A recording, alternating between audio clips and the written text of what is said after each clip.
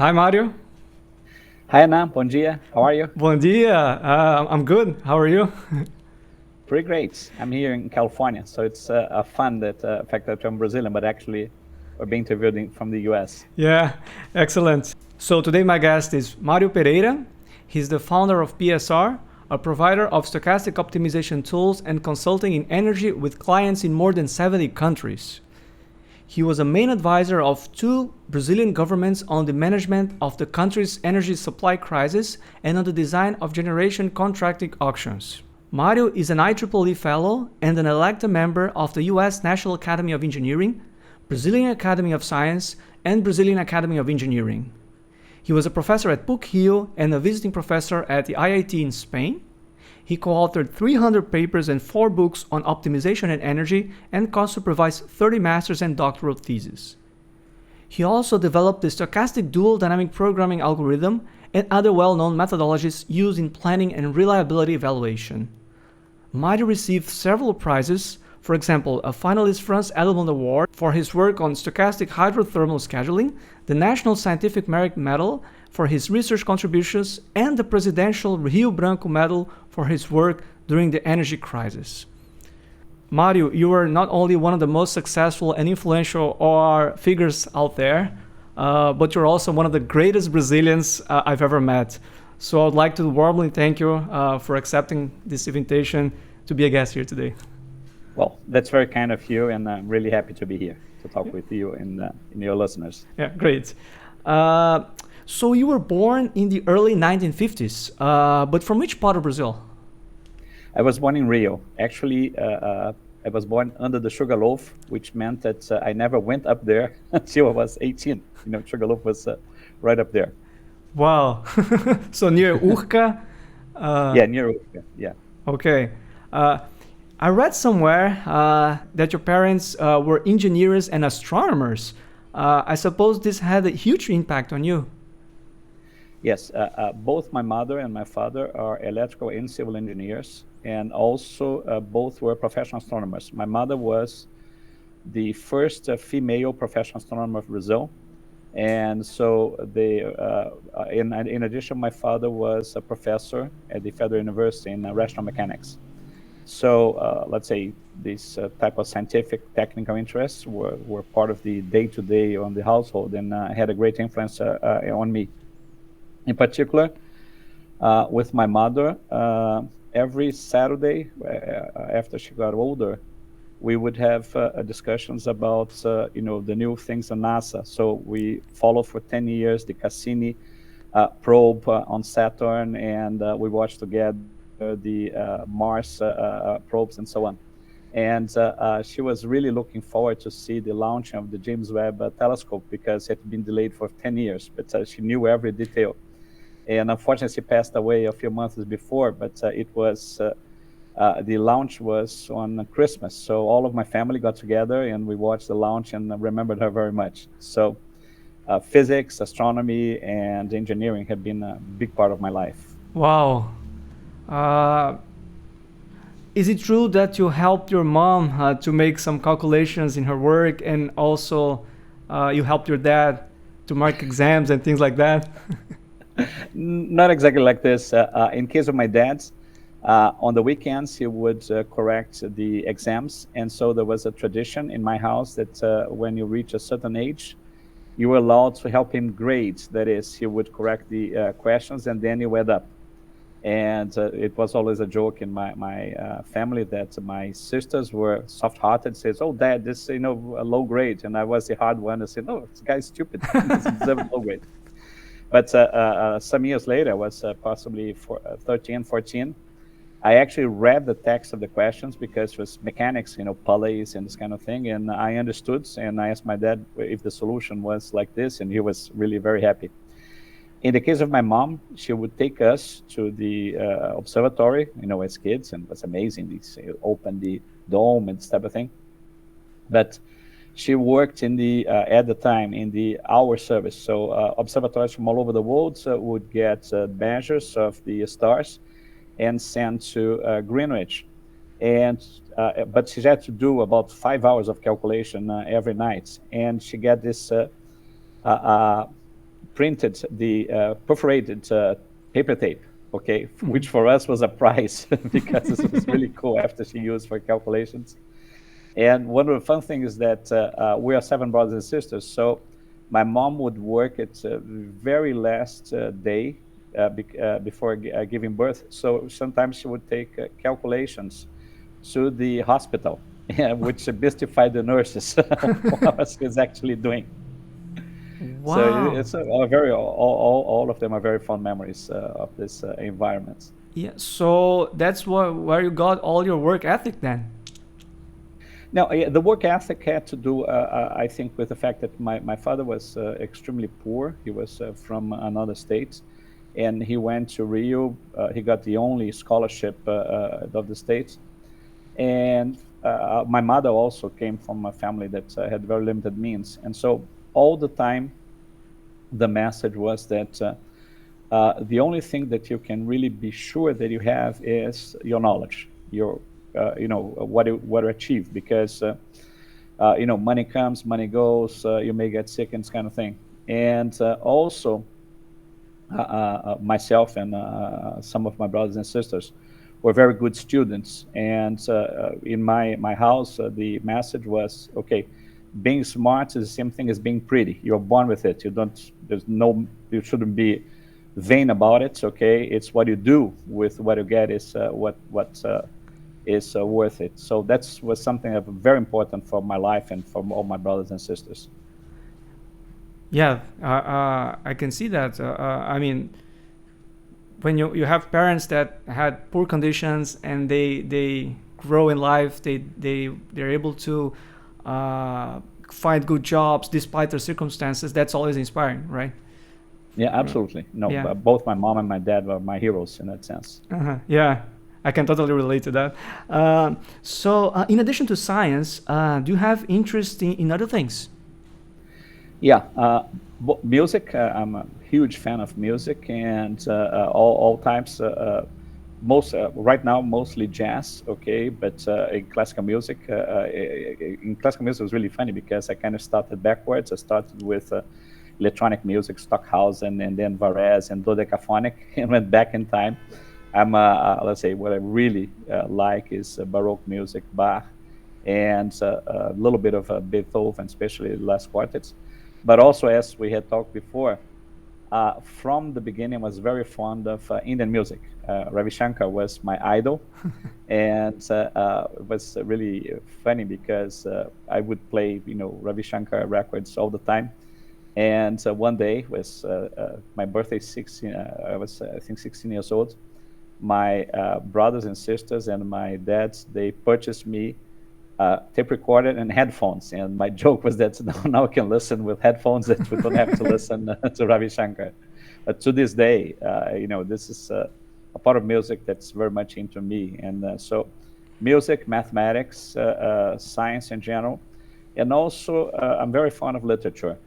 And as we had talked before, I think that when you're young, literature teaches you about life, because it's kind of simulations of stories. We are people, we are beings that like stories, and you have not experienced, complicated things and dramas and the illness and this kind of thing. And literature helps you a lot with that. And so I read a lot in many areas and many things. And one funny thing is that my very generous of my father and mother, they would they say, okay, you can purchase anything in terms of books. So I'm kind of self-taught and exploring, read very strange things, but this is part of the fun. So you like more fiction or non-fiction books? I think that when I was younger, it was more fiction, because, as I said, fiction teaches you about life, about things you have not experienced. Mm-hmm. As I get older and you kind of live some of these things, both good and bad, today I tend to like more non-fiction stuff. Mm-hmm. Okay, and of course, science fiction is something that you get the bug as a teenager, and you get it forever. Mm-hmm. So you were mentioning about Ravi Shankar. You actually met him. Yes, that was a fun story because, as I mentioned, none of my brothers and sisters really liked him, but they went to São Paulo, and I stayed in Rio, and actually they met him at the hotel, and I was really frustrated. So I'm the only fan here, and my younger brother, he was 10 years old, and he said, Mario, don't worry, Ravi Shankar is coming to Rio. He's a good friend of mine, okay, and I'll introduce you to him. I couldn't believe my 10-year-old brother. But actually, in despair, we went to the hotel. He actually called the room, and we were there. So Ravi Shankar's wife was, all over my little brother and this kind of thing. And I sat with him. It was very thrilling. Something that I'll remember forever. Yeah, and that was before his concert to Bangladesh. Yes, a little bit before. Yeah. Okay, yeah. He had a series of concerts in Rio and in São Paulo, Rio. Mm-hmm. And very nice. It's a music that today still inspires me. Wow. I'm telling this because he became famous, at least to the Western world, after that event that George Harrison organized. And I mean, the fact that you knew him before and without internet and things like that, it's very, very impressive. No, it is part of this, what I mentioned, that you kind of look for things. In Brazil at that time, LPs were imported and extremely expensive. So my allowance would be only for, let's say, 3 LPs. Mm-hmm. And there was this store that would tell us that they had smuggled LPs. We would go at night and choose, and you didn't have reference, so you would get one record. This one, I remember that the first Led Zeppelin records I got by Pure. It just looks like a nice cover, and that's how I found Ravi Shankar as well. Wow, well, that's very interesting. Yeah. It seems that you were a big fan of Richard Feynman. How did he influence you?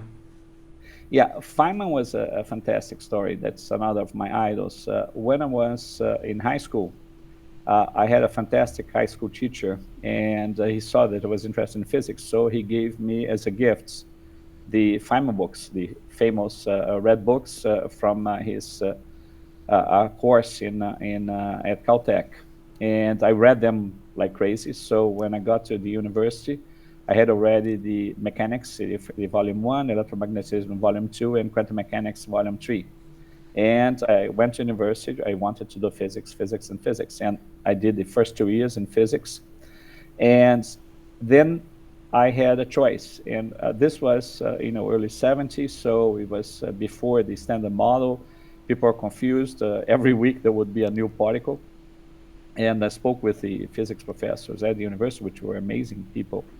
And they told me that, here we are kind of following what's being done and complementing, but let's say the real action is in the US. So I decided to go and visit several universities to feel if I wanted to have a career in physics in the US. And one of the places I visited was Caltech, where Feynman taught.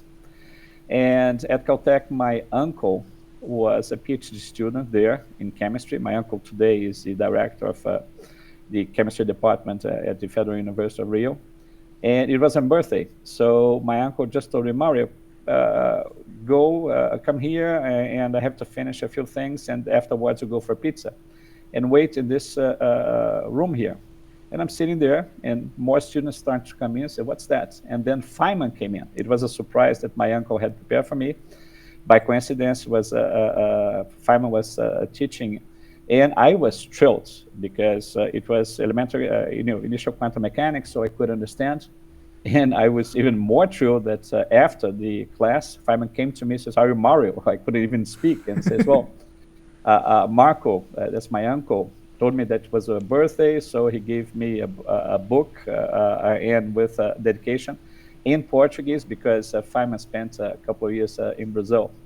So it's one of those privileges to meet somebody that has been your idol the whole time and inspiration.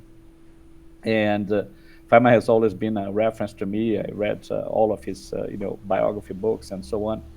And it's the other privilege that I had was meeting George Dantzig, the father of Linear programming. Yeah, we're going to get back that later. Yeah.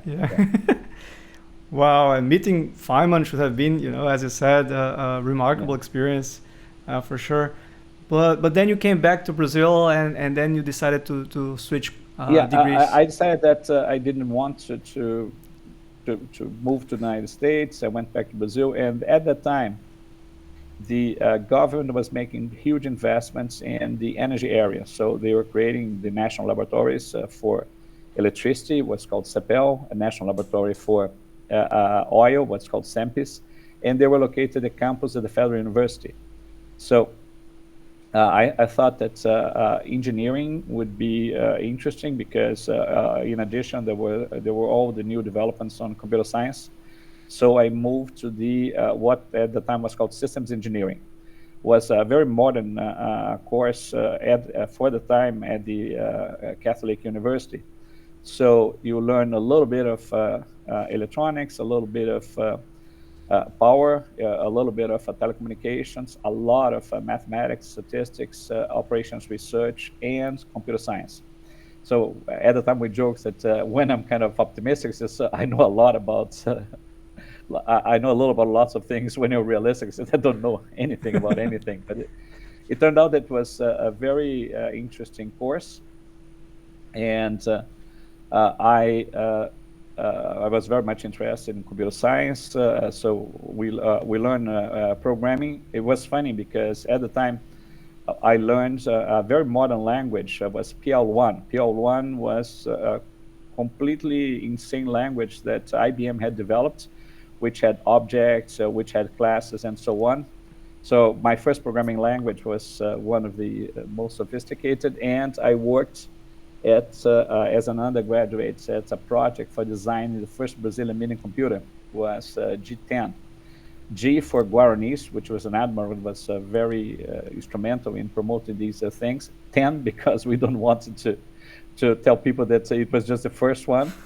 And I developed the link editor and did other things. It was a very, I think, good education. And on the other side, we had courses on operations research. And one of these courses was taught by an engineer from Eletrobrás. And he was the first that introduced me to stochastic optimization and this everything.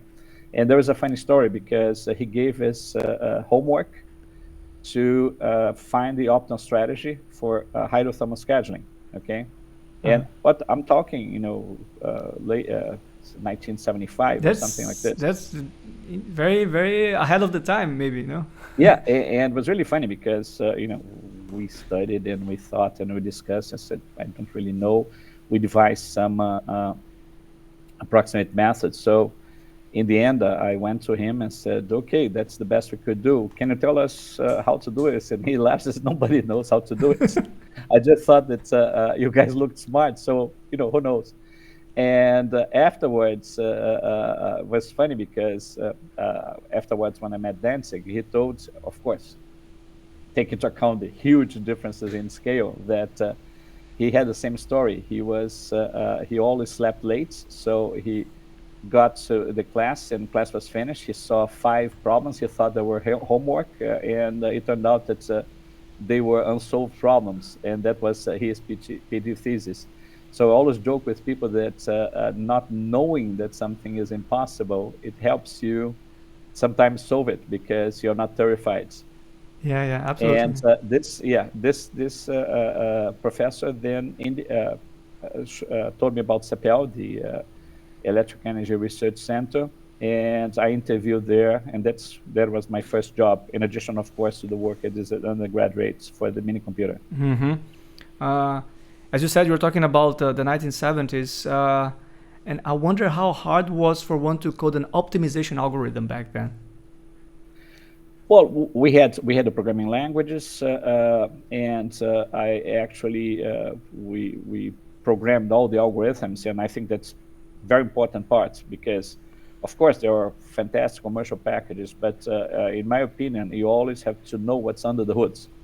So we programmed in that PL1 language, or we programmed in Fortran, and this was the good old times of punch cards, and so everybody learned to not only to how to manage the punch cards. I remember one time that the university was upset with the students because people were stealing the typewriter tapes and so they removed from the keyboards, but we just learned how to read the holes. That's it. If you're a student, you do anything. Yeah. And so you programmed, you sent to the mainframe, you wait a little bit, you got the outputs, and you thought about it. And so I programmed a lot of these algorithms. And later on, I wrote a book with Nelson Maculan, which was one of my heroes and my supervisor for both master's and PhD. And in the book, there was, the actual code for primal simplex and dual simplex and kind of thing. We're very proud of this little book that he and I wrote together, when I was 20-something years old. That's nice. Yeah, I had a chance to talk to Nelson McClellan here. He was a guest, and you're talking about heroes, but you yourself were the hero back then because the lack of information, there was no internet, and learning to do and to code all those complicated things was not easy at all. But it's on the other hand, if you're given the opportunity and you have the right environment, people can do amazing stuff, as you know. So it's I'm thankful that I had the chance to go to a good university and to explore these things, and they defined my career later on. Yeah, and what did you do at Cepel? Cepel was an interesting place. Cepel was composed of two laboratories. One laboratory, high voltage laboratory, where they tested the transformers and kind of thing. It was located 20 kilometers from the lab that I worked, which was the systems laboratory. We loved the other laboratory because they blew up stuff. Okay, so when it was lunchtime, we go there and see how. Because stress testing transformers, you actually blow them up, and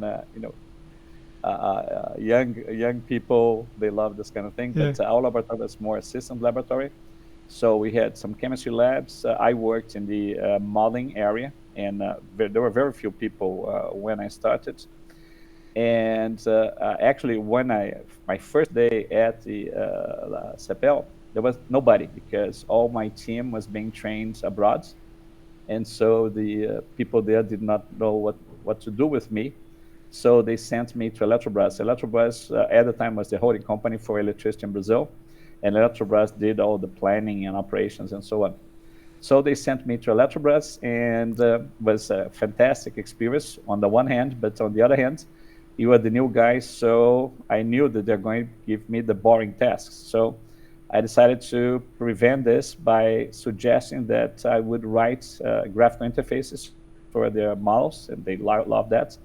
And as I was doing this, I became friends with another engineer, George Dantzig, who later on became the head of planning in Brazil. And we started talking about, hydroscattering, this type of thing. And we decided to write a new model for optimizing the production of the hydroplants in Brazil. Brazil, as I think many of your listeners know, is massively hydroelectric. At the time, almost all of the energy production in Brazil came from hydroelectric plants. And so we wrote a linear programming model that represents in detail the operation of the hydroplant cascades and so on, and some constraints that we kind of made up. And then something really funny happens. At the time, Brazil was building Itaipu. Itaipu was the largest plant in the world with 12,000 megawatts. And Itaipu is on the border of Argentina, and Argentina is downstream. So the Argentinians, shortly before they would actually start the construction, started complaining that they did not want Itaipu to modulate the power production. That is, they could not increase the power from, let's say, 4,000 megawatts to 5,000 megawatts very quickly, because this would change the outflow and could lead to erosion. And this type of constraint that the Argentinians wanted to impose could have a huge effect on the total installed capacity of Itaipu. And Eletrobrás was in a dilemma because they did not have the tools to calculate, what was the impact. And by pure dumb luck, our little model could do it. So they grabbed the model and they ran the studies to decide the installed capacity of Itaipu. George and I were, on the one hand, ecstatic, and the other hand, terrified. I had nightmares. Imagine there's a bug and these guys are going to make investments that's wrong, but it turned out that that's okay. And we used the Itaipu case studies as part of our master's dissertations, which was probably one of the most non-academic examples, really megalomaniac example. And another funny story is that George was an electrical engineer, but with not real a lot of experience in real world, and I was this kind of mismatch of different disciplines. So we did all the mathematical modeling, but we had never seen an actual hydroplant. So a few weeks later, the head of the department is going by, and he saw me asking George, what does the water in the hydroplants actually goes through? And George said, I don't really. I think it falls from the top, and there's some little wheels that turn. And the head of the department was horrified. Said, imagine that if somebody hears you guys that actually contribute to deciding what is the installed capacity of Itaipu. And so he put us in a plane, and we went to see actual hydro plant. This was amazing. And I can remember, maybe it's several months later, I actually went to Itaipu and was being under construction. So we got into a little elevator from the outside of the plant. And I remember looking, it's just after 5 minutes of going up in the elevator, says, that's the part that I said was a constant. And this is really, if I knew that the plant was that huge, I probably would never have the courage to make the approximations I did. So that's another example that ignorance is bliss. Absolutely. Wow. Fantastic story. I mean, both of them, fantastic stories. I just can wonder, how did you feel back then, just planning and developing models for important decisions. And then when you visit the place, you get to see what you assumed as a constant. And it's really overwhelming.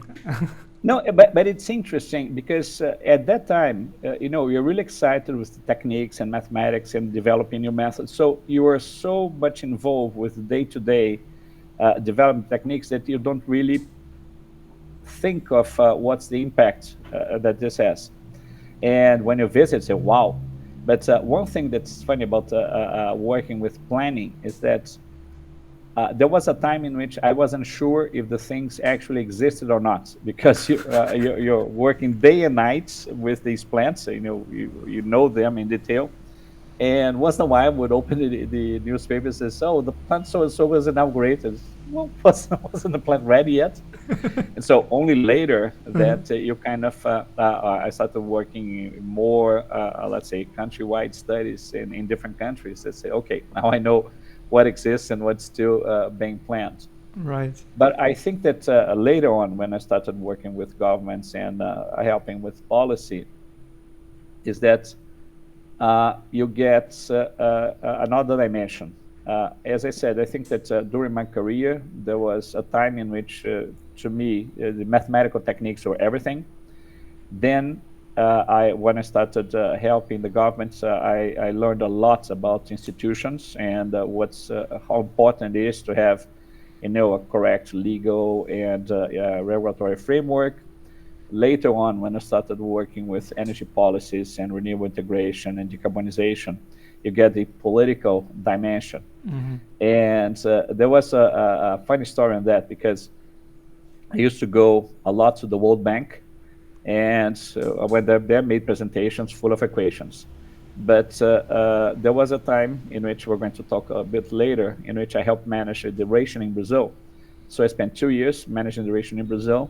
And then I went back to the World Bank, and people said, hey, what happened with the other Mario? Because the other times you just fill the blackboard with equations. Now you have these boxes and arrows about institutional organization, and said, yeah, you grow up. I think that I still believe that science and mathematics and quantitative analysis is the core of rationality. But you learn that you need to know a lot of things, and there are a lot of other dimensions that are necessary for things to become reality, or at least for things to be done in a good way that will benefit society. So that was also a great learning. Yeah, yeah, yeah. So at some point, you got a job offer from the Electric Power Institute in California, and it seems that you became their first foreign employee. Yeah, oh, that was also a funny story. I had been with the Cepel for some years. I had developed some new methods. I had published and been to IEEE meetings and so on. And one day, my boss at Cepel said, Mario, there is these people from Electric Power Research Institutes, and one of them works in this planning area that work. My brother, my boss was a nuclear engineer, Lepeki. So he supported us, but he was not really an expert in the area that we worked. And so I said, would like to talk with him. He says, yeah. I had no idea whatsoever what EPRI was. So this guy comes, very nice, and he says, well, you worked in expansion planning. I say, yeah. What do you think of this model? And I said, this is a horrible model. This model doesn't work. And what this other model? And I said, this is even worse. And what about this other model? This and he laughed and said, do you realize that I'm the one that financed all of this? What I was really, really embarrassed. Okay, he says, oh, I'm sorry. And the guy said, no, this is music for my ears, because because I have the money to finance all this. Everybody tells me that these models are the greatest thing in the world, and you were one of very few people that told me what they really like. And so we talked more about other things. And at the end of the day, thank you very much, bye-bye. And I forgot about EPRI. And then a few months later, I got an offer from a huge construction company in Brazil. And the guys would quadruple my salary. And I really didn't want to work with them, so I started making up excuses. Well, I really like academic work. Well, you can have as much time for academic work as you wish. I like to go to congresses. You have money to go to Congress. So I started scratching my head. I need to find an excuse. I went to talk to my boss at Cepel, and my boss said, well, we realized that we cannot match the financial offers. No, I know. But, he asked, is there something that you like? And I said, well, since I did my master's in Brazil, I would like an opportunity to spend some time abroad. And he said, what about these guys that you met from EPRI? Would like to go there? And I said, oh, that's interesting. And then he said, I'm going to call them, and we'll find a way to fund your trip there. Next day, he came back laughing and says, Mario, I called them and says, oh, is this crazy guy that told us that nothing that we do work? And I say, yes. He said, no need for Cepel to finance. We'll hire him. So I got a leave of absence from Cepel, and I was hired, and I was EPRI's first foreign employee. And then I realized that I had been very lucky, because EPRI was the core of Silicon Valley. The building at our side was the famous Xerox Palo Alto Research Center. So that the guys who invented Ethernet and interface during lunch would go out there just to see the new stuff. And EPRI itself was a very unique institution. They did not do research. They financed research. They were sponsored by the utilities. Let's say in today's money, their budget would be $1 billion per year for research, and there were just 80 people, 80 of us, project managers. And you get there, and they got this manual for the EPRI manager. And the first page is, congratulations, you're EPRI. It means that you're an outstanding researcher. And then you turn the page, this stops now. You're not here to do research. You're here to manage research. And the first lesson is you're not competing with the guys that you're contracting, you're helping them do research.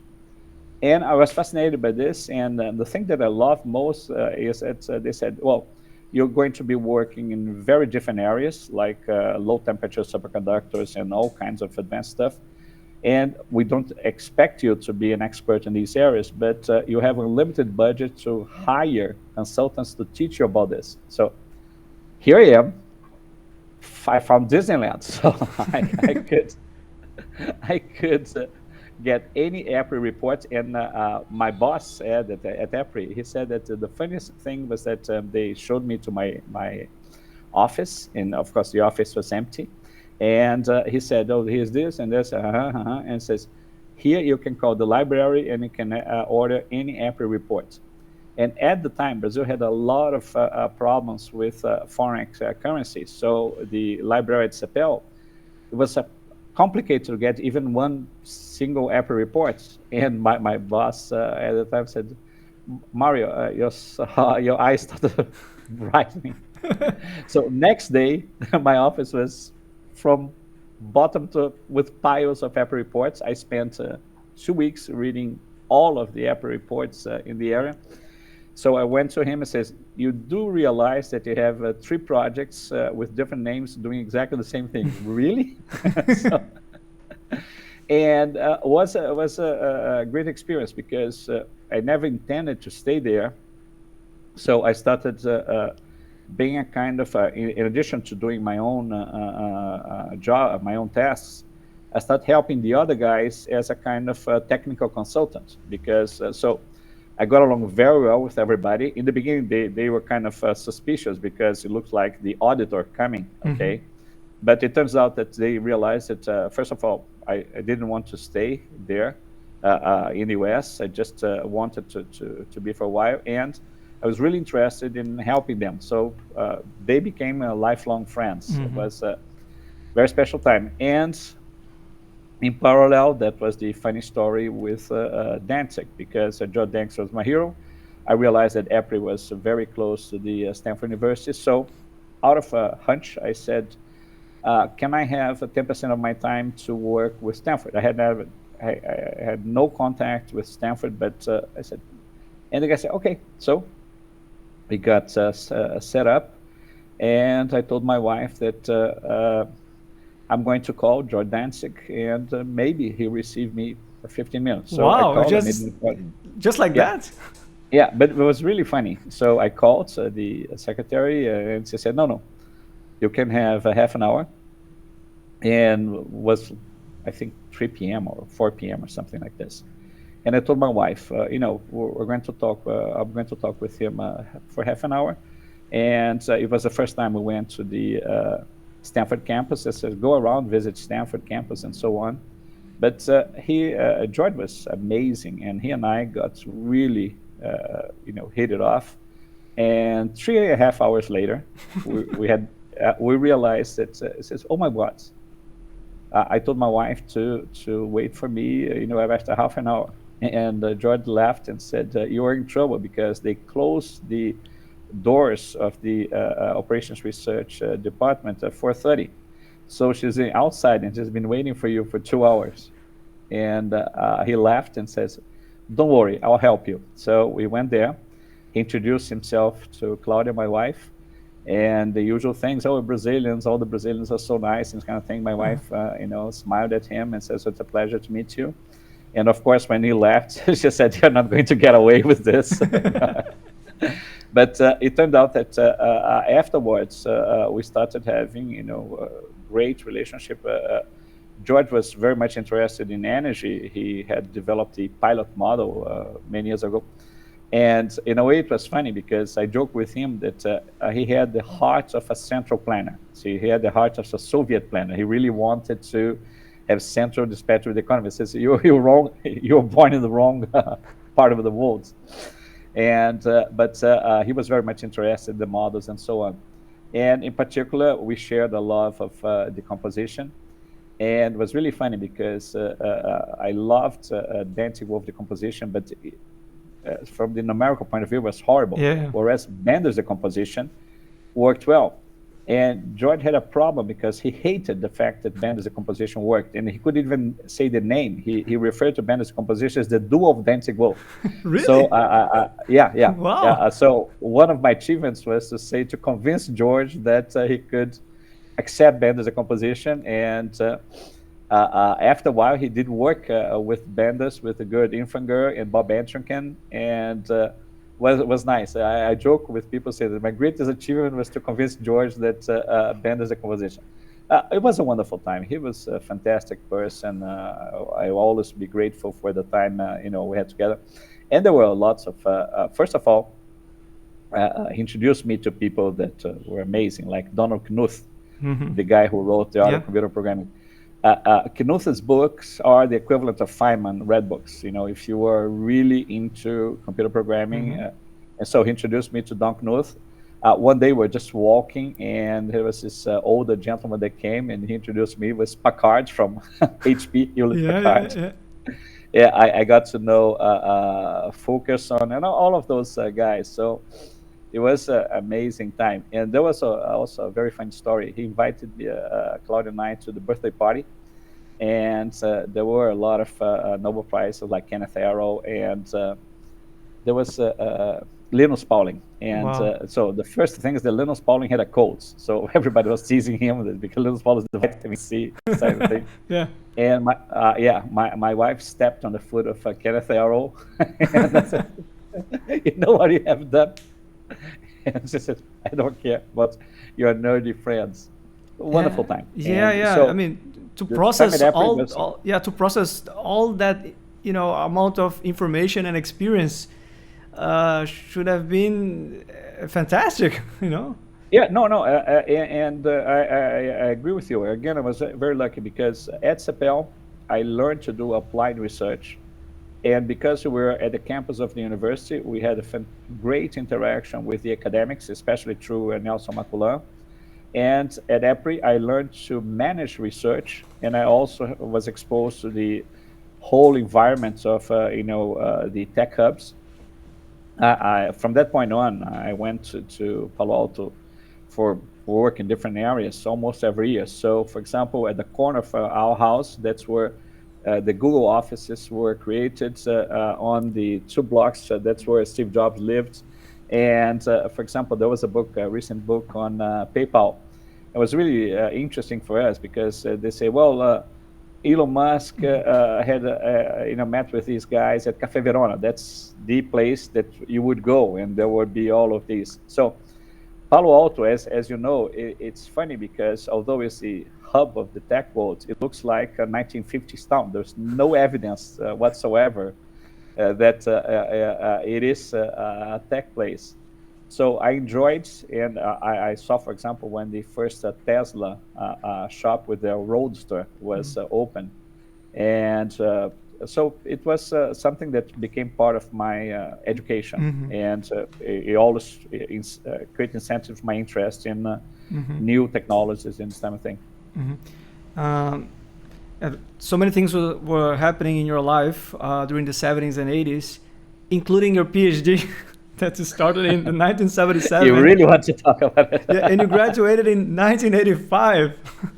The PhD story was kind of it's embarrassing. But what happened was that I finished undergraduate in 4.5 years. So I immediately started taking the master's courses, and 3 months later I had my master's dissertation. It was really quick. And as I told you, I was at Cepel. I was very much involved in the academic activities. So I started really collaborating with the professors and helping with courses. And they allowed me to co-supervise, PhD, master students and even some PhD students. I would get a special dispensation, kind of special permission to do this, although I did not have a PhD. And then you get lazy because life is good, you're having fun. And so I started, I knew exactly what I wanted to do with my PhD, was to combine optimization theory to network properties. And so I started kind of dragging on and on and on. And time was passed, and I was having fun, and I was supervising, was writing papers and so on. So one day I had what I call very, very friendly intervention. Nelson Maculan, Clóvis Gonzaga, and Marinho called and said, Mario, this is ridiculous, Either you finish the PhD thesis or we'll give you an honorary PhD, but it's really embarrassing for us to have you as a student. And I apologized to them. I said that they're absolutely right.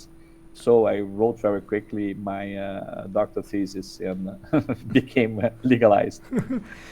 Was it during your PhD that you devised your famous stochastic dual dynamic programming algorithm, or that came afterwards? No, yeah.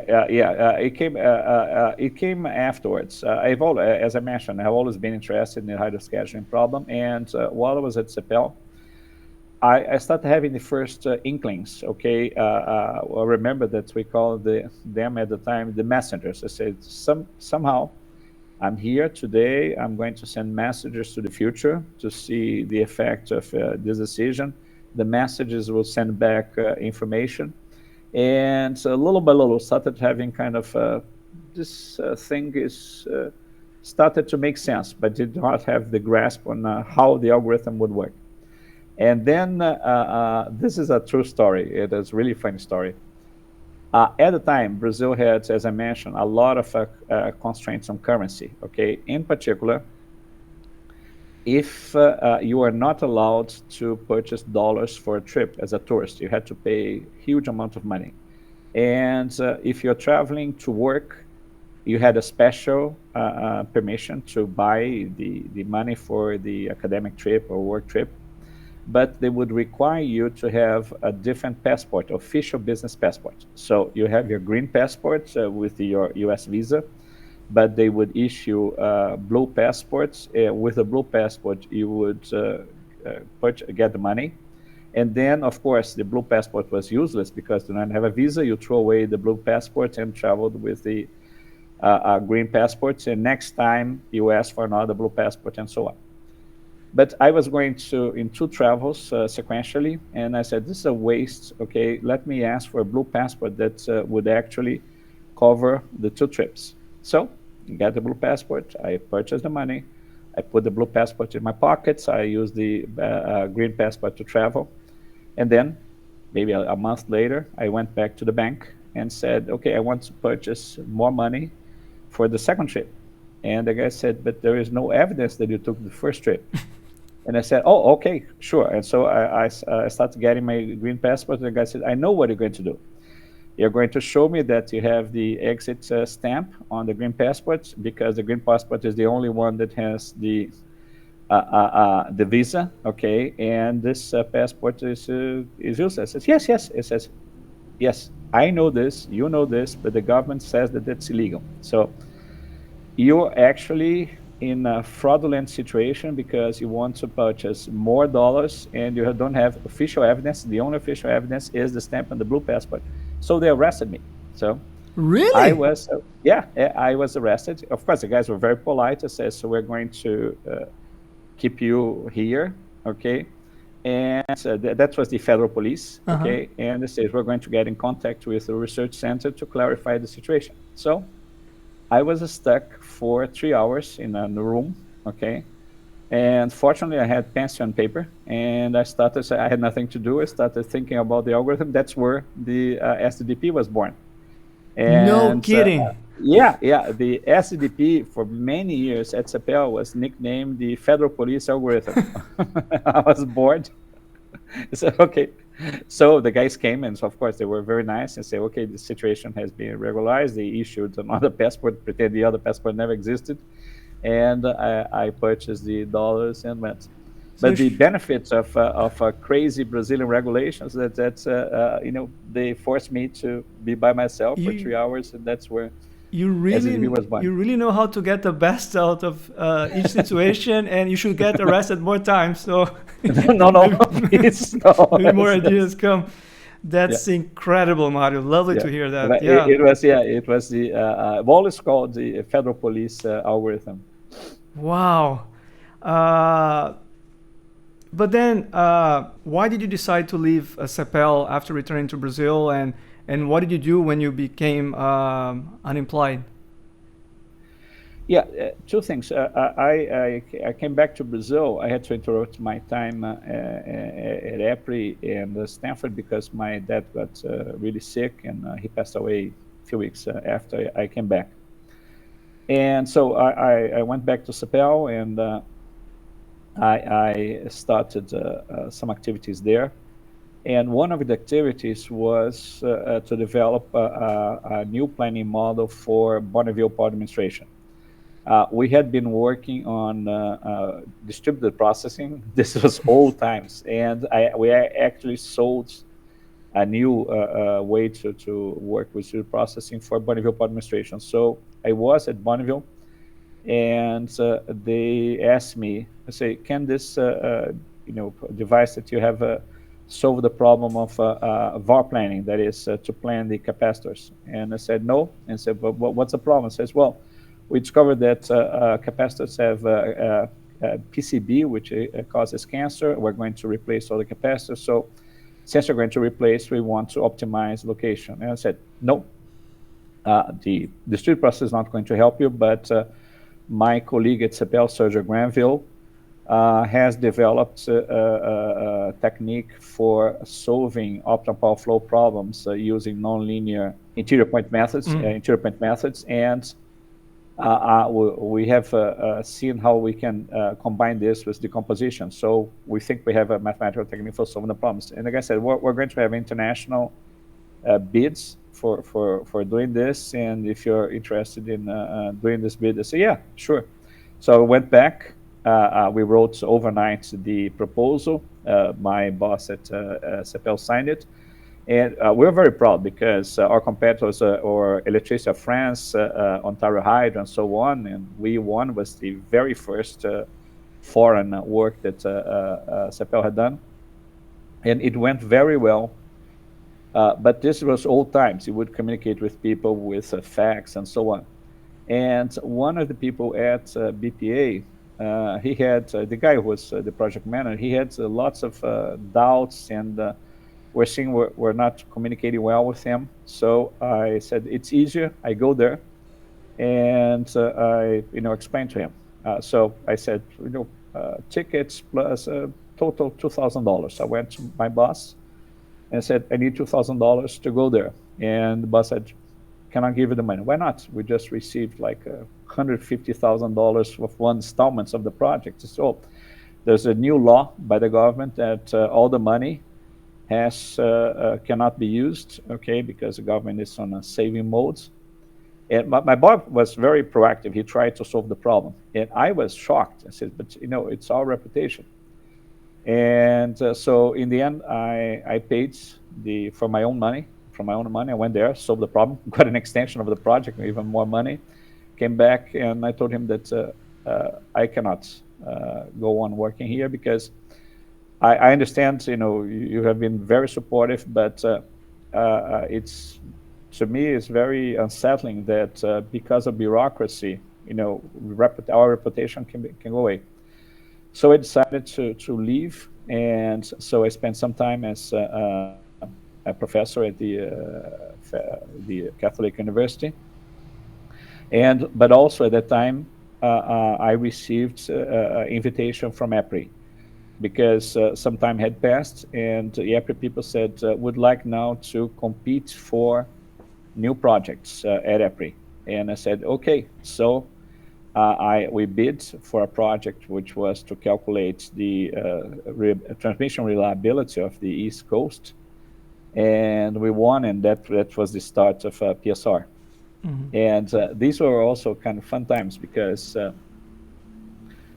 most of the budget was for renting mainframes, but at the time they had just released the numerical coprocessor 8387, and I said that I think that we can do this. But there was another obstacle, is that Brazil had this crazy law that you could not import computer equipment because they had this hope that completely unfounded that they would develop a national semiconductor.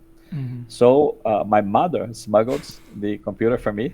It's my very distinctive mother and very loving. And it was a board developed by MIT called Hummingbird. It was 1 megabyte of storage, amazing memory, and 387. So we developed the whole thing in that a board that you could fit into a PC. And the model became, it worked well. It's amazing what you can do in a small space if you have to do this. Mm-hmm. And the model was called CREAM, composite reliability assessment by Monte Carlo. I couldn't resist. I called the interface COFFEE, command-oriented facilities for file editing, and the graphic analysis, the statistical analysis, sugar, statistical test for graphic analysis. So it was an EPRI model, cream, coffee, and sugar. Yeah. Okay, so that was our very first job, and that's the origin of PSR. Wow, fantastic. I mean, you had a crazy life, in a good sense. But it's, by chance you got this and that. You got, of course, the help of your parents, being the right place at the right time. It is just incredible. But what is the secret for the great success of PSR over the years? I think that, as I said, I never thought of being a businessman, opening a business, but essentially, we did this first work, and it went well. And then word of mouth started spreading. So our second client was New Zealand. Our third client was Colombia.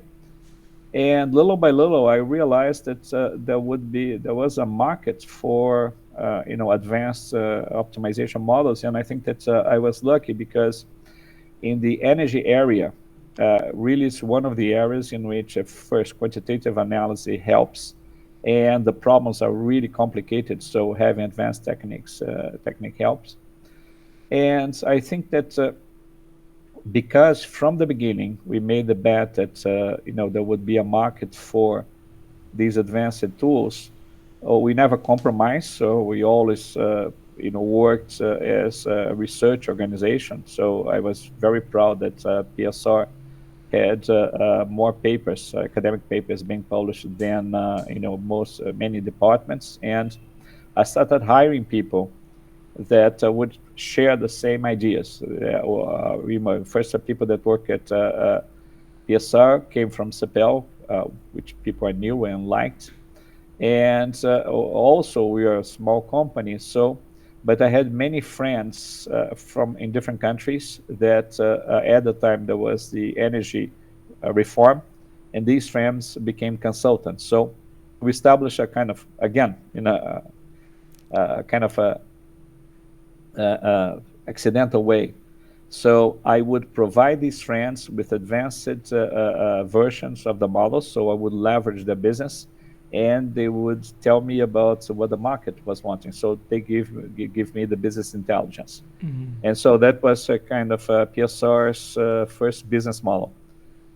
We had a network of, let's say, small companies, people that we trust. So we worked in a very formal way.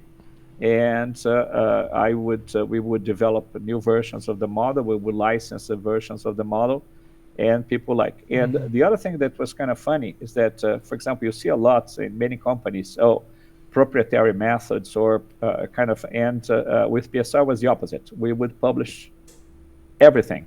And I would say that I would also tell that if people would ask, we would bore them because we love to talk about this or go into details. Mm-hmm. And we never realized that this gave us a lot of credibility. Because if you go to a company and the company says, we can solve a problem, but we have these secret methods. And with us, we say, okay, you want to know how we do it and this kind of thing. And we realized that clients are not really interested in copying our software, duplicating results. They're interested in having the problem solved. Uh-huh. And they started to trust us a lot because there was no secret about this. And so we started having, repeated clients. We have today, we have clients that have been working with, for example, as I mentioned, one of our very first clients were Colombia and New Zealand. They still work with us after 25 years. And we had a very, very high renewal of the software, and almost 100%. So, and we went on. So in a way, I think that the fact that one client once said that the fact that we did not try to sell stuff, we would work just telling people, it turned out to be a very effective selling tool, because ultimately what people want is credibility, confidence, and this type of transparency and things like that. Yeah, transparency. Yeah. And so the other thing is that you learn as you grow. So we started with 4 people, then 10 people, then 40 people. Today we have 110 people. And things that we started by accident turned out to be good choices. For example, we have at PSR, I think we have 25 PhDs, 30 people with master's degrees. Almost all of them did their graduate work with us at PSR.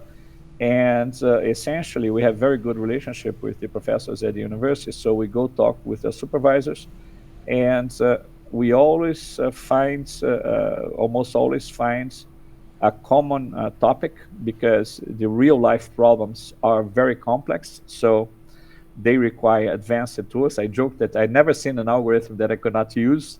And so from the point of view academic, they turn out to be great papers and dissertations and so on. Right.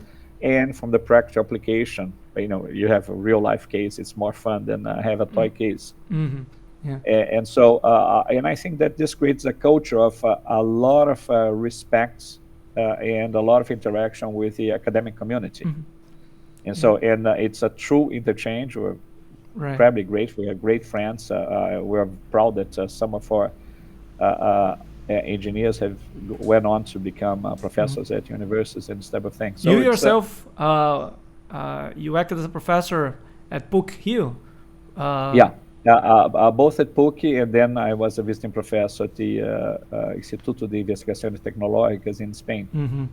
But for example, I discovered that I have some interesting limitations, because part of the professor's job is to teach, for example, undergraduate courses and something. And I'm a good presenter.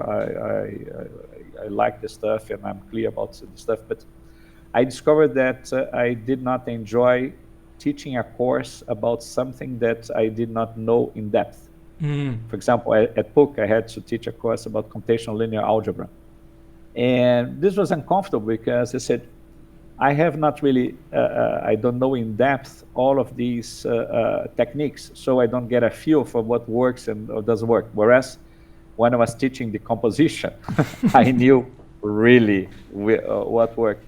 And so that was one interesting limitation. The other thing that was, again, it's because for so many years I have kind of worked either from home, because different from the US, where startups start in garages. In the case of PSR, started in my apartment's kitchen. And so, but all the time, in my own home or little offices we started. And so at the university, they had all of these committee meetings and all of these bureaucracies at the university. I don't think anybody at the university actually likes those, but to me was also something as I discovered that I was not too fond. I have tremendous respect, but I say I discovered to my surprise that I was not purely academic life was not something that I enjoyed, but I have tremendous respect for people to enjoy. So it's kind of PSR became a kind of a half university, half business. Right.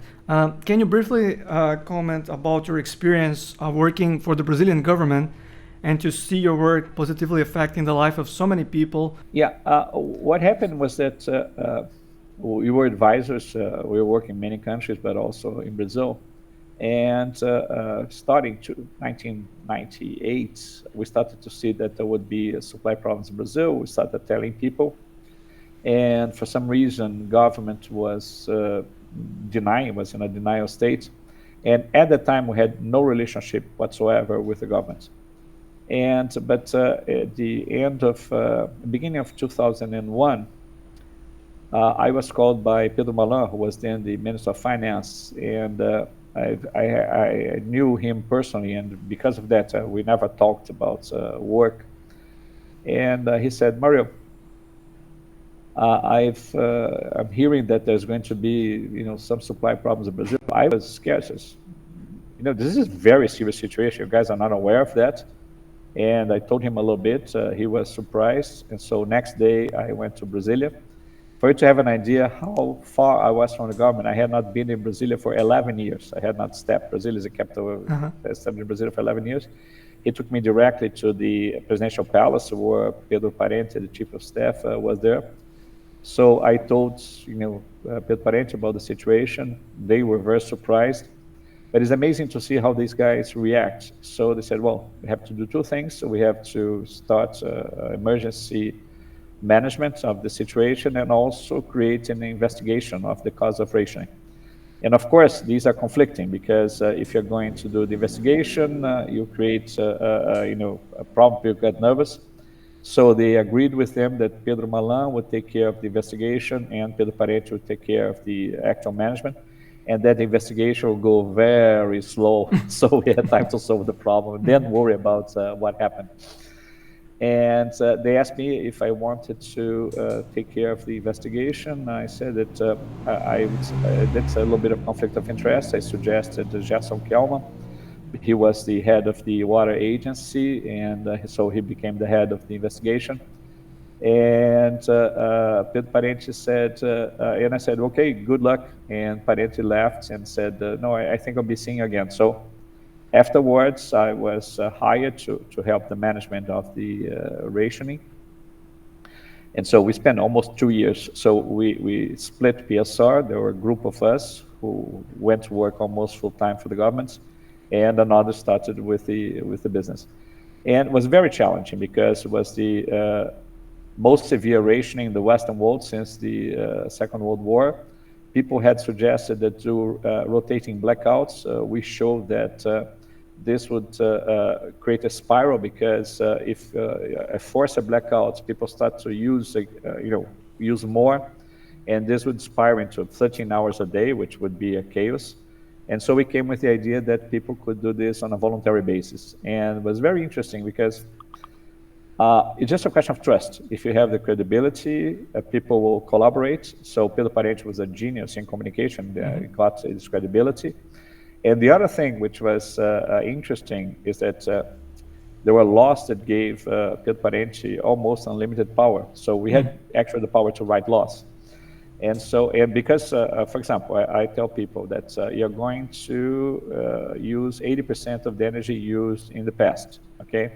What if you just moved? What if your new family is going to move? There were a lot of details. So we had to write laws for all of these details, and it was lightning methods. Parente say, okay, we have this problem here. Where's the suggestion? Says, well, you do this, or you do that, and do that. And he had this uncanny feeling that he would look at the room and everybody's in agreement. Okay, this is a law. Let's go for the other one. And the other one says, Mario, you don't look happy. I say, yeah, I'm not sure this is a good solution. What do you suggest? Da-da-da. Everybody happy? It's a law. And then he will look, no, you don't look happy with what Mario is suggesting. Okay, you two guys hash it out. Next meeting, you come with a solution. So he never let people waste time discussing this type of thing. And on the other hand, there were no hierarchies. So it didn't matter if you were a minister or if you're just a technical person. Anybody had the same weight, and this helped a lot. And also, Pedro Parente was a genius. He says that, I want to hear bad news. I want to hear the situation. This is a place where you don't kill the messenger. On the other hand, on the contrary, you help the messenger. So it was a fantastic lesson in managing, government. I had never had any experience in government, and I had, hands-on test. And there were lots of fun stuff. For example, he asked me to teach a course because there was discussion on what we should do. So I gave a course to the president of the country, to the ministers, and I sent the president actually to the blackboard to do example on hydroscheduling, and it was an amazing experience. And in the end, the rationing was very much praised. We managed to do this with minimum damage to society. That's one example I call of a perverse effect. So we screw up, we create energy crisis, then we are praised for managing well the energy crisis, then we become consultants. We became consultants to manage energy crises all over the world. And I always said, this is kind of ironic. Yeah. that, but the other thing that we did was that, after rationing was under control, we went back and say, okay, what was wrong? Okay, what caused the rationing? We showed that the rationing had no relationship with the power market reform. But we also showed that the power market reform was fragile, that if we implemented the power market reform as it was, there would be another rationing. So in 2002, what we did was to redesign the power market reform, and I was very much involved in that, and that's where the ideas for contracting through auctions and the creation of the planning agency came. But then a funny thing happened, or interesting thing happened, because the opposition won the election, presidential election in 2002. And the opposition was the Workers' Party, had a completely different idea of what to do. But Pedro Parente, again, said, no, that's life. So we just implemented the minimum changes that we need to keep things going, because he said, now it's the new government that has to solve the problem. And to my surprise, myself and Joaquim Levy, who later on became Minister of Finance, were invited by the Workers' Party government to go and advise them. And despite the fact that we did not, Dilma Rousseff, who was the Minister of Energy, she knew, and she was very clear about this. I know that you did not vote for the Workers' Party, but I want to do technical stuff. So we started helping her, and it was a very interesting experience, because we spent 6-7 months going over in detail what has been done, and ultimately she agreed that this was a better path than what was in the proposal of the Workers' Party. So adopted this, and that's how the auctions and so on. Because one thing, and I think she has a great merit, I'm sure she has a great merit, because one thing is to propose, the other thing is to actually implement. Mm-hmm. And the auctions themselves were kind of, again, as crazy as designing the Itaipu thing I mentioned, because Brazil had no credibility with auctions. We had no track records, and we decided to make the largest energy auctions in the world, but it turned out they were very successful, and $550 billion in contracts, no defaults, and sort of thing. Yeah. Should have been very proud about that. I remember vividly the crisis that we had to save power and things like that. But it was I think was a team effort, and I always tell people that everywhere in the world there's such a polarization between different parties, and this was an example of two parties which actually have very different views on how to manage the country, that did something that was amazing, that there was a continuity between the proposals from one party to the implementation on the other party. Yeah, they were rational. That's very good. One may claim that there might be a large gap between theory and practice of OR. As a very successful practitioner with an excellent scientific reputation, what's your take on this? As I said, I think in particular in this area of energy, the problems, the real life problems are very complex, but they are ultimately multi-stage stochastic optimization problems. So any technique that is developed in the academia, possibly has a good application. I think what is necessary is for people in academia to understand that there's interesting problems outside, and people on the outside value the knowledge in academia. And that's, as I said, I think that I'm extremely lucky, because I had the privilege of, living within academia, living within national labs, doing applied research, and living, doing these things for actual countries and actual applications when people are spending actual money in this. And it's abundantly clear to me that the efforts of the three pieces are perfectly compatible, And so in a way, that's one of the reasons I try to tell people, is that just look a little bit on the outside, everybody. So if you're a company, look a little bit to the academia. If you're academia, look a little bit on the outside. And because the problems are there. And as I said, almost all the problems require new knowledge and new techniques. For example, the other thing that's very interesting is that with distributed processing and these massive amounts of computation, it changes totally the mindset. And we just finished, for example, our work for the Northwest Power Planning, the U.S. Pacific Northwest, in which their planning model requires a solution of 212 million large-scale MIPs.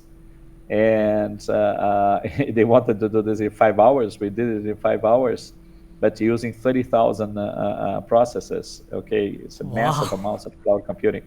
And the other thing is that the new tools are amazing, like Julia Jump. And so I think that, first of all, anything that's cloud-based together with these amazing new software development tools, and also Spark and the databases, you can do fantastic stuff.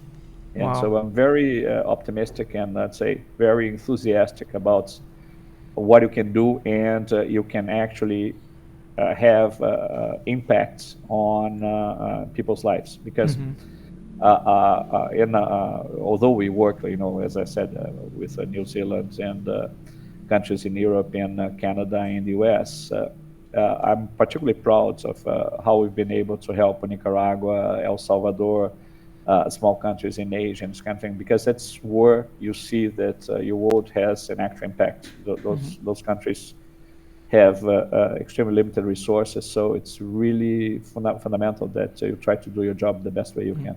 So it might not draw much attention when you help some developing countries when compared to the rich ones, but they are actually the more challenging and maybe the most certainly rewarding. Certainly rewarding. No doubt about that. But the other thing that I joke with people that if I want to impress a client, okay, I'll show how I manage the whole West Coast of the United States.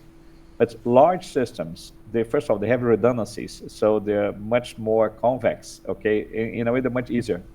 If you want to solve a real problem, try to operate in Nicaragua, because each small plant, which is its own foibles and strange things, affect. So it's a really very complicated, non-convex integer problem. And real large systems impress people, but the real ones who are proud is solve a small system, because that's where all the horrible things that are not supposed to happen. Yes. And the other thing that I think it's important difference is that when you're doing a real application, you have to have a feasible solution. Okay, so for example, if you're doing dual methods, you have. It's no use to say my algorithm did not converge. My algorithm, so for example, use a lot of heuristics. We always try to get a feasible solution as quickly as possible. The other thing is that there is no such thing as the optimum. There is a lot of uncertainty on the data, this type of thing. It's called the kind of the Heisenberg uncertainty principle. And what you really want is systematically good solutions that you don't screw up, okay? And the third thing is that you have to do it in the time allotted. If you're doing the scheduling of a country for the next day, your algorithm cannot last 4 days. You have to have and so these things are part of the say the makeup of the real tools.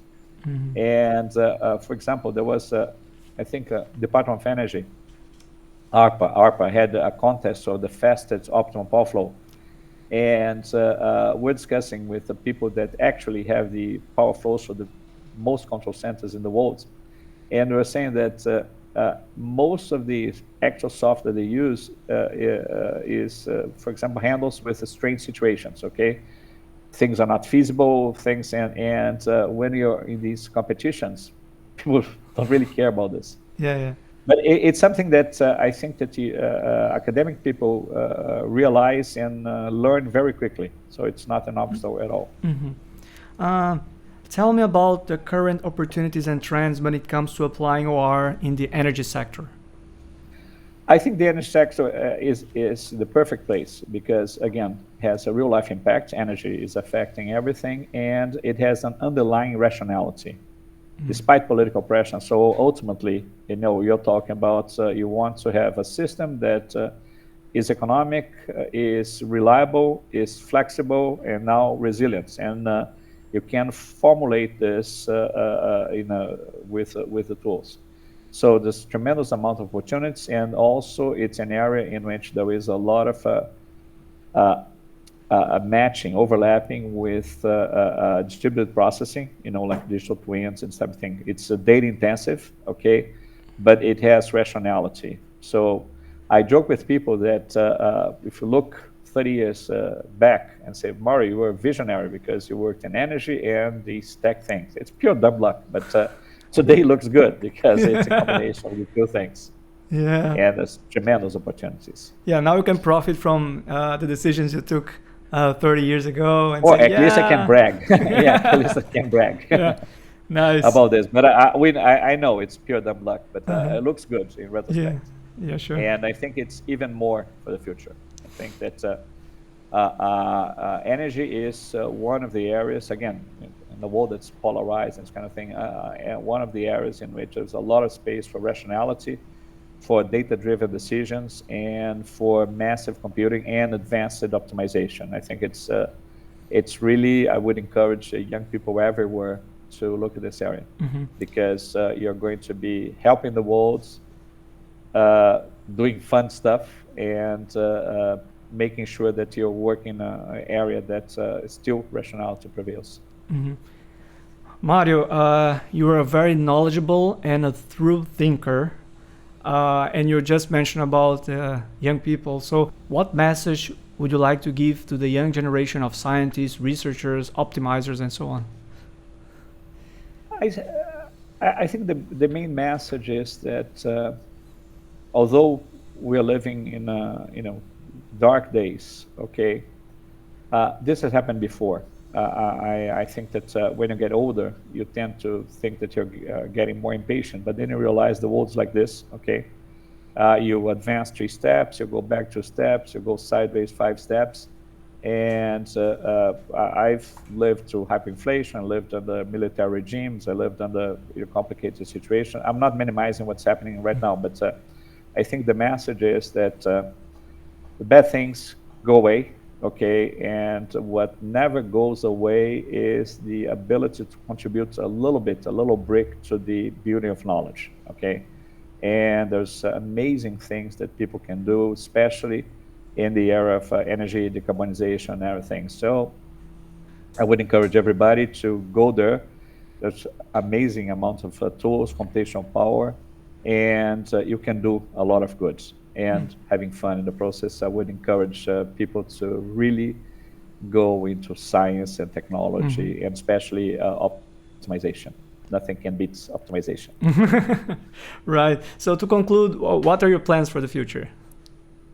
Well, I changed a couple of years ago. I'm a Chief Innovation Officer, PSR, which means that head of the playgrounds. I deal with kids. And so I'm working, for example, in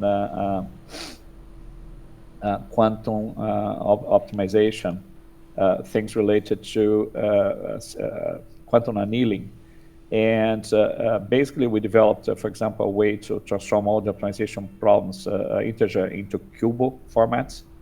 And the nice thing is that quantum computers, they like products of integer variables. So it's a completely different mindset. We for decades we've been trained into formulating the problems as mixed linear, okay, integer programming. Now, we can reformulate the problems into cubal formats with the products, and we're getting very interesting results in planning. So that's one of the areas. So we're doing a lot of work also on combination of reinforcement learning with optimization, basically physics-based machine learning.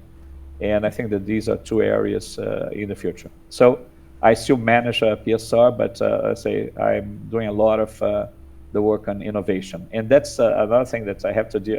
What a privilege is that I'm dealing with lots of kids. The median age of PSR, we have 110 people, is 28 years old. So half the people are younger than 28. So I've been having lots of fun with the Gen Z and all of these kids. It's fantastic and makes you young. As that's, I think, one thing from the academic area. It's students and makes you young. And final words is one thing I tell people, that you're only young once, but you can be immature forever. That's and that's my motto. Yeah, great message. Yeah, I couldn't agree with you more. So Mario, it was an honor to have this conversation with you. I'm very grateful for your precious time. It was very, very inspiring. I had a lot of fun. Muito obrigado. No, it was a real pleasure. Eu que agradeço. Muito obrigado. So if you're coming to João Pessoa one of these days, don't forget to visit us at UFPB. Absolutely. Okay. Thank you very much. See you soon. See you. Ciao, Mario. Bye-bye. Ciao.